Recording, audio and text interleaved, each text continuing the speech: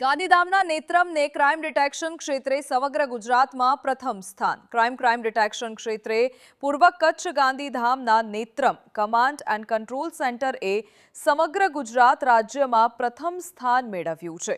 આ પ્રતિષ્ઠિત award police મહાનિદેશક શ્રી વિકાસ સહાયના હસ્તે ગાંધીનગર ખાતે એનાયત કરવામાં આવ્યો હતો. નેત્રમ પ્રોજેક્ટ દ્વારા શહેરમાં ટ્રાફિક નિયમન અને ગુનાખોરી નિયંત્રણમાં નોંધપાત્ર સુધારો થયો છે. અત્યાર સુધીમાં નેત્રમે કુલ 402 ગંભીર ગુનાઓ ઉકેલ્યા છે, જેમાં અપહરણના 48 અને ચોરીના 7 કેસનો સમાવેશ થાય છે. લૂંટ, hit and run, dangerous driving અને ટ્રાફિક વાયોલેશન જેવા અનેક કેસોમાં અસરકારક રીતે કાર્યવાહી હાથ ધરવામાં આવી છે.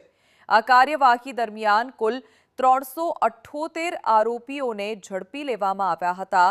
નોંધનીય છે કે ગાંધીધામનું નેત્રમ ત્રીજી વખત આ રાજ્ય સ્તરીય એવોર્ડ પોતાના નામે નોંધવામાં સફળ રહ્યું છે.